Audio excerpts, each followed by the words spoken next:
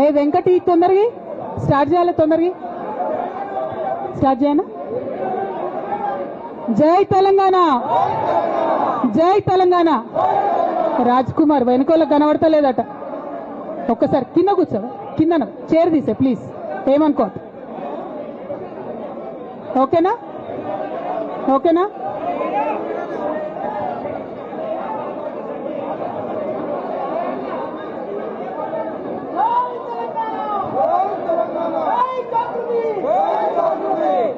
అందరికీ నమస్కారం.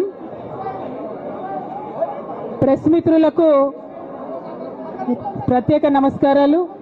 అదేవిధంగా ఆగమ్మా, నువ్వు గన్మైన మా పక్క సార్.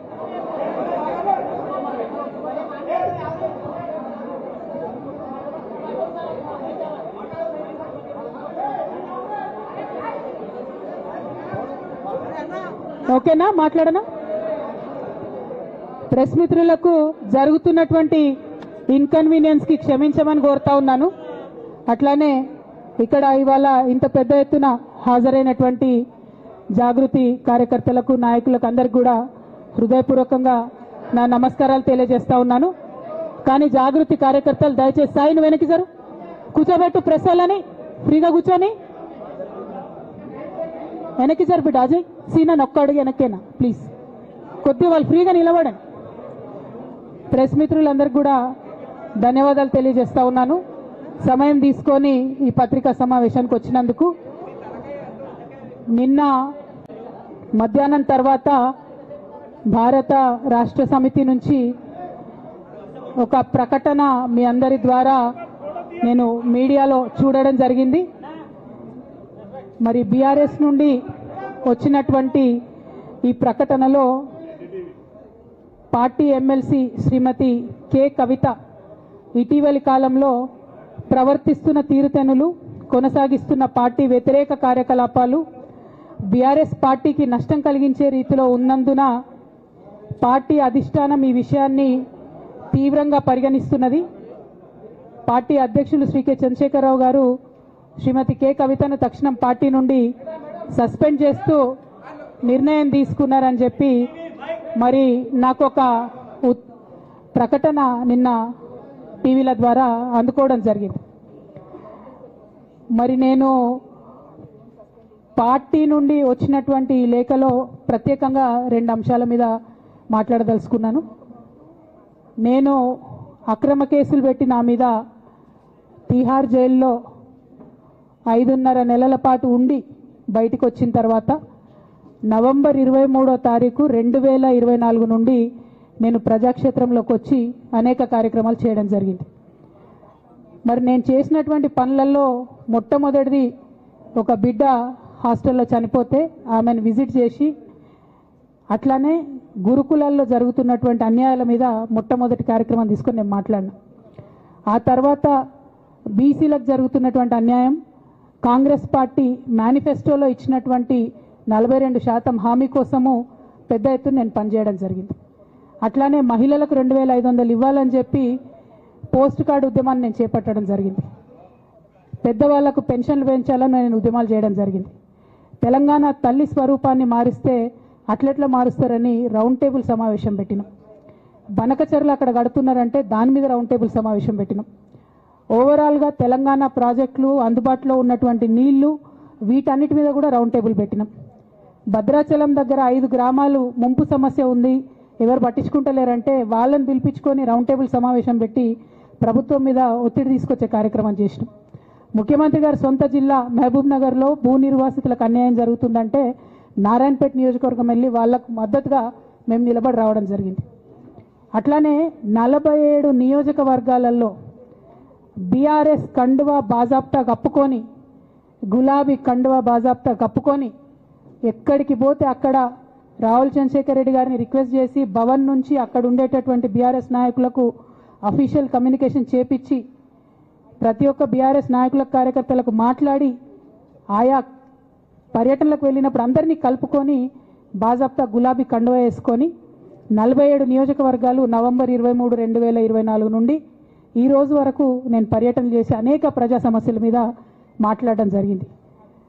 మరి ఇవన్నీ పార్టీ వ్యతిరేక కార్యకలాపాలు అన్నది నాకు అర్థం కాలేదు. ఎట్లా వ్యతిరేక కార్యకలాపాలు అవుతాయన్నది కూడా ఒక్కసారి పార్టీ పెద్దలు పునరాలోచించుకోవాలని చెప్పి నేను రిక్వెస్ట్ చేస్తూ ఉన్నాను. అదేవిధంగా మరి బీసీల కోసం నేను పోరాటం చేస్తుంటే అట్లెట్లా మాట్లాడుతుంది, ఇట్లెట్లా మాట్లాడుతుంది, పార్టీకి వ్యతిరేకంగా మాట్లాడుతుంది.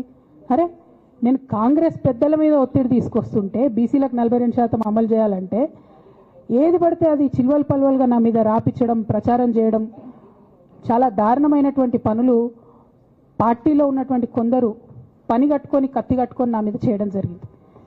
అట్లానే నేను ఒక మాట ఏమన్నా, సామాజిక తెలంగాణ సాధన కోసం నేను కట్టుబడి ఉన్నా అన్న. దానిలో తప్పేముంది?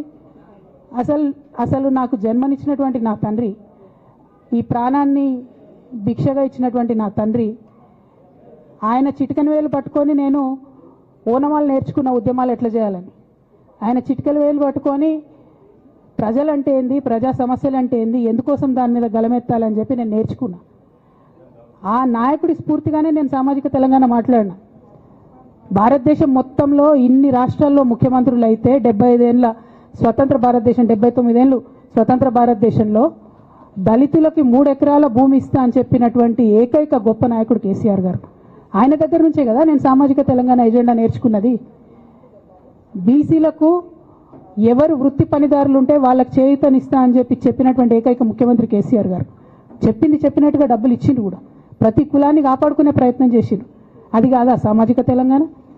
నేను మే 1 నాడు లేబర్ డే రోజు మాట్లాడితే దాన్ని చిల్వల్ పలువలు చేసి సామాజిక తెలంగాణ పేరుతోని కవిత పార్టీ పెడుతుందని చెప్పి నేను నిన్న చెప్పిన 2 పేర్లు పని కట్టుకొని నా మీద దుష్ప్రచారం చేసిండ్రు. నేనేమైనా తప్పు మాట్లాడినా? బీఆర్ఎస్ పార్టీ వ్యతిరేకమా సామాజిక తెలంగాణ నినాదానికి? బీఆర్ఎస్ పార్టీకి సామాజిక తెలంగాణ అవసరం లేదా? భౌగోళిక తెలంగాణ వస్తే సరిపోతుందా? బంగారు తెలంగాణ కావాలని కేసీఆర్ గారు ఇచ్చిన నినాదమే కదా. బంగారు తెలంగాణ అంటే ఏంది? హరీష్ రావు ఇంట్లో బంగారం ఉంటే, సంతోష్ రావు ఇంట్లో బంగారం ఉంటే బంగారు తెలంగాణ అవుతుందా? కాదు కదా. ప్రతి ఒక్క సమాజం బాగుంటేనే బంగారు తెలంగాణ అవుతుంది. నేను అదే కదా మాట్లాడినా. దానికి ఇష్టం వచ్చినట్టు నా మీద స్టోరీ లేపిస్తే నేను భవన్లో పోయి కూర్చొని బాజాప్తా, ఎక్కడో కాదు, బయట ప్రెస్ మీట్ పెట్టలేదు, ఏ ప్రెస్ క్లబ్లో పెట్టలేదు, డైరెక్ట్గా తెలంగాణ భవన్, నా ఆఫీస్ అండి, నా పార్టీ భవన్లో పోయి కూర్చొని నేనేం చెప్పినా, నా మీద కుట్రలు జరుగుతున్నది, నా మీద విషప్రచారం జరుగుతున్నది అని చెప్పిన. నేను రామన్నను బుజ్జగించి గడ్డం పట్టుకొని అడుగుతా ఉన్నా, అన్న నీ చెల్లెని, ఒక మహిళా ఎమ్మెల్సీని మన పార్టీ ఆఫీస్లో కూర్చొని నా మీద కుట్రలు జరుగుతున్నాయని నేనంటే మీరు వర్కింగ్ ప్రెసిడెంట్గా ఉన్నారన్నా, ఫోన్ చేయరా అన్న నాకు? ఏమైంది బేటా, ఎందుకు బాధపడుతున్నావు అని ఫోన్ చేయరా? ఇది ఎప్పుడు జరిగిన ఇన్సిడెంటు? లేక లీక్ కాకముందు, నేను నా కొడుకు గ్రాడ్యుయేషన్కి అమెరికా పోకముందు, అంతకుముందే. మరి మీరు వర్కింగ్ ప్రెసిడెంట్ కదన్నా, నేను పార్టీ ఎమ్మెల్సీని కదా. చెల్లెలు అన్న బంధుత్వాలు పక్కన పెడదాం ఒక్క నిమిషం. ప్రొఫెషనల్ సెటప్లో ఒక పొలిటికల్ పార్టీలో ఒక మహిళా ఎమ్మెల్సీ భవన్లో కూర్చొని నా మీద కుట్రలు జరుగుతున్నాయంటే మీరు మాట్లాడినరా అన్న? 103 రోజులు అయిపోయిందన్న ఇయ్యాలటికి, ఒక్క మాట మాట్లాడినరా? కేసీఆర్ గారు దగ్గర నుంచి కమ్యూనికేషన్ రావాలని నేను ఎక్స్పెక్ట్ చేయలే. వారు పెద్దవారు, వారికి అనేకమైన పనులు ఉంటాయి. మొత్తం పార్టీని ఇప్పుడు పునర్నిర్మించుకోవాల్సిన అవసరం ఉంది. తెలంగాణకు జరుగుతున్నటువంటి అన్యాయాన్ని వారు ఎప్పటికప్పుడు దిశానిర్దేశం చేయాల్సిన అవసరం ఉంది. కానీ వర్కింగ్ ప్రెసిడెంట్ గారి దగ్గర నుంచి ఫోన్ రాకపోవడం మాత్రం ఒక మాట అనిపించింది నాకు. నేను కేసీఆర్ గారి బిడ్డను, నేను కూర్చొని ప్రెస్ మీట్ పెడితేనే రెస్పాన్స్ రాలేదంటే మరి ఇంకో మామూలు మహిళా కార్యకర్తకు బీఆర్ఎస్ పార్టీలో మన అన్యాయం జరిగితే రెస్పాన్స్ వస్తుందా? నాకైతే అనిపించలేదు. వస్తుందేమో నాకు తెలియదు.